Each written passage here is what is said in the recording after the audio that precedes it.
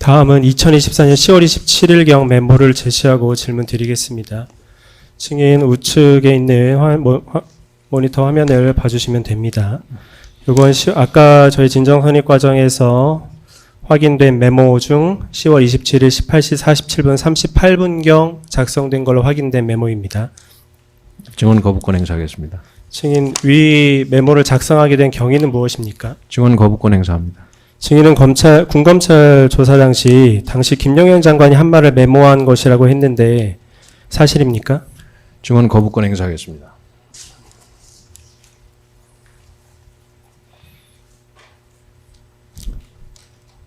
혹시 저희 질문 들으시면서 답변하실 수 있는 것들은 본인 해명 차원에서라도 하시는 걸 한번 검토해 보십시오. 28항입니다. 이 메모를 보면 포고령 위반 최우선 검거 및 압수수색이라고 되어 있습니다. 이건 혹시 무슨 의미인가요? 저것은 작전 계획과 교리에 나와 있는 지극히 당연한 얘기입니다. 그러나 구체적인 내용은 제 형사재판과 관련되어 있기 때문에 증언 거부권 행사하겠습니다. 제가 작성한 건 아니기 때문에 제3자적인 입장에서 저 작성 내용을 보면 포고령 위반 및 최우선 검거 및 압수수색은 계엄이 선포되면 포고령 위반자를 최우선적으로 검거해야 된다라는 의미로 읽히는데 맞습니까? 저는 이 메모에 대해서 자꾸 제가 얘기를 하면 변명한다는 소리가 나올까봐 이 메모에 대해서 굳이 얘기하고 싶지 않습니다. 그러나 한 말씀만 드리면 열심히 살았습니다. 열심히 군대 생활했습니다. 그때 생각나는 거 있으면 메모하고 또 썼다가 지웠다가 썼다가 지웠다가 그거 반복하면서 열심히 살았습니다. 그런데 저도 방첩사령관을 했기 때문에 포렌식을 하면은 그게 어떻게 나오는지 너무너무 잘 알고 있습니다. 네, 판사님, 지웠던 메모 중에 일부가 조각조각 살아납니다.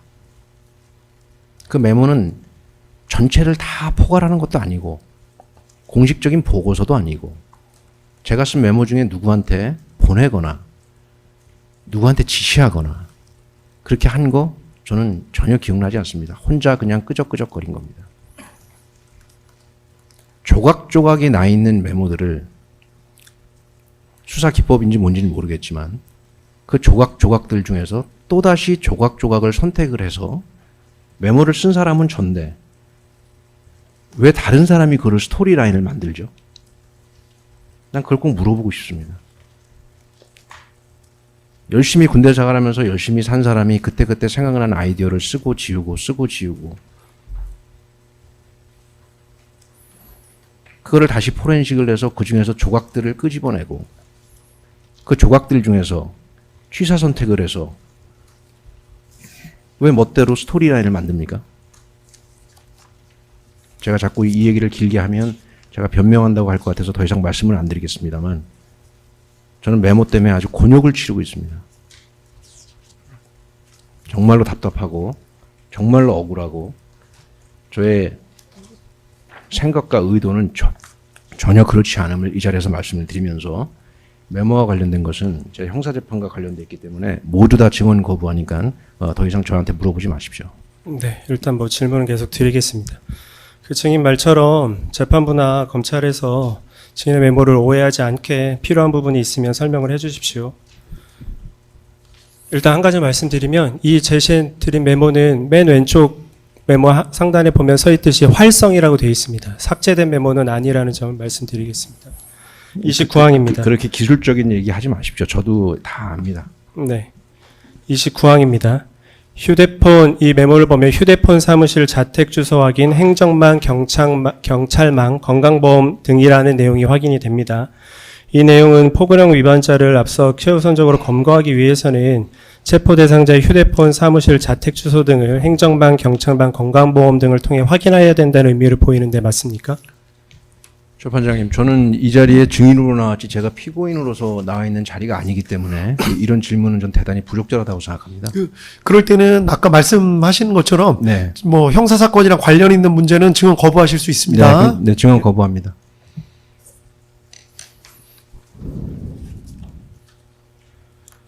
네, 30항 질문 드리겠습니다. 위 메모를 보면 증인은 비상계엄이 선포된다고 하더라도 이상하다고 느끼지 않을 정도로 김영현 장관으로부터 계엄에 관한 구체적인 말을 당시에도 좀 들었던 걸로 보이는데 어떻습니까? 증언 거부하겠습니다. 네.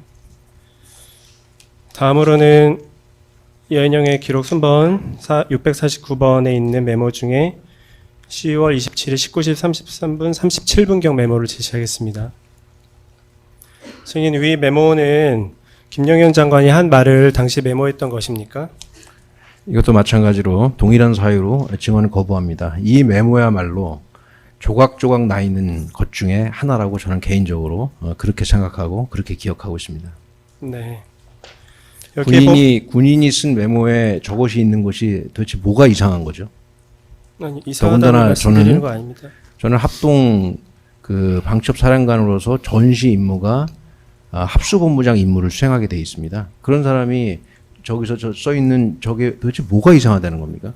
근데 그 조각조각 나 있는 것을 왜 메모를 쓴 사람은 저걸 누구한테 보낸 적도 없고 누구랑 공유한 적도 없는데 그 조각조각의 일부를 가지고 왜 스토리라인을 스스로 만들어서 정말 개인적으로 저는 이 부분이 너무 안타깝고 너무 억울하고 그렇습니다. 그러나 제 형사사건과 관련되어 있기 때문에 이것은 증언 거부하겠습니다. 네. 이 메모를 보면 점령 출입 통제 현장 보정 군 검경 합동 수사라는 내용이 나옵니다. 이것과 관련해서 증인은 군검찰 조사 당시에 이것은 국회가 아니고 선관위 이야기였던 것 같고 선관위 얘기는 전부터 계속 했었다. 이것도 그때 당시에 장관이 전화로 말씀하셨던 내용을 메모한 내용인 것 같다라는 취지로 말씀하셨는데 맞습니까? 증언 거부하겠습니다.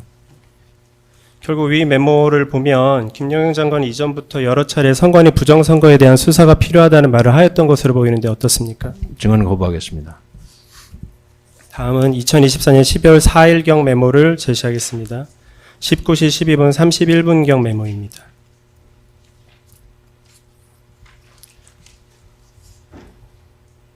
이 메모를 보면 김현지 강 위원, 정진상, 이석기에 관한 이름이 기재되어 있습니다. 이들 이름이 기재된 이유는 무엇입니까? 이것도 마찬가지로 증언 거부하겠고요. 제가 한 가지만 말씀드리면 저는 저 강위원이라는 사람이 강 무슨 뭐 혁신위원 뭐 그런 건 줄 알고 썼는데 이제 들었기 때문에 그렇게 썼죠. 근데 나중에 알고 보니까 저게 진짜 이름이더라고요. 그 정도로 그냥 아무 생각 없이 그냥 받아 적었다가 잠깐 지우고 뭐 그런 거에 불과하다는 말씀을 드린 것입니다. 증인은 군검찰 조사 당시에 이 이름에 대해서 장관이 문제가 있는 사람들이라고 이야기했던 사람들의 이름을 적어 놓은 것이다 라고 했고 이것도 장관님으로부터 전화로 들었던 것 같다 라는 말씀을 하셨습니다. 그런 사실이 있습니까? 제 재판과 관련된 사항으로 증언 거부하겠습니다.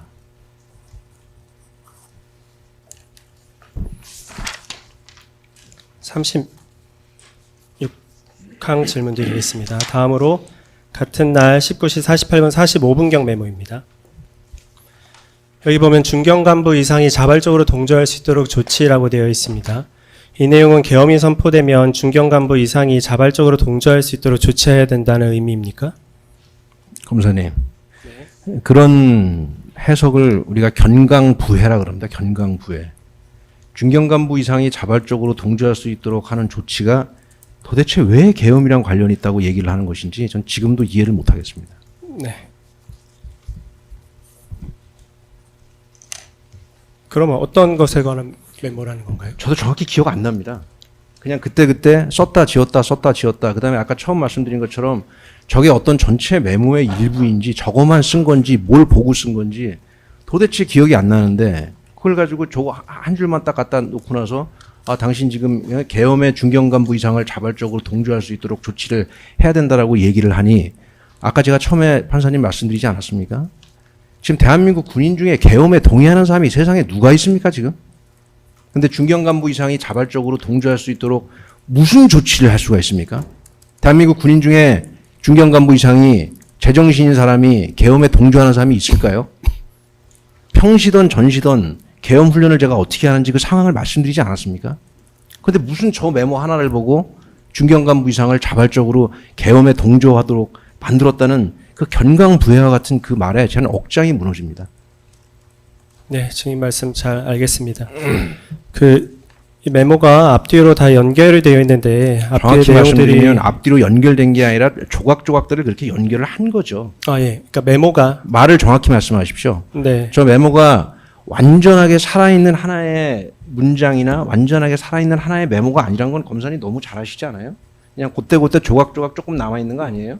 근데 그게 뭐가 완전히 연결됐다고 이 자리에서 그렇게 얘기를 하십니까? 아니 본인 증인이 너무 화를 내시지 말고 화내는 게 아니라 제 말을 좀 있는 잘 팩트를 그대로 있는 그대로 좀 말씀드리는 거예요. 들어보십시오. 예, 일단 증인께서도 네. 말씀하시다가 흥분하실 필요는 없고 일단 검사님 말씀도 끝까지 들어보시고 제가 이 메모 관련해서 말씀하십시오. 너무나 예. 억울해서 이렇게 말씀드리는 겁니다. 예, 판사님도 보셨잖아요. 중견간부 이상이 자발적으로 동조할 수 있도록 하는 조치가 도대체 계엄이랑 무슨 상관이 있습니까?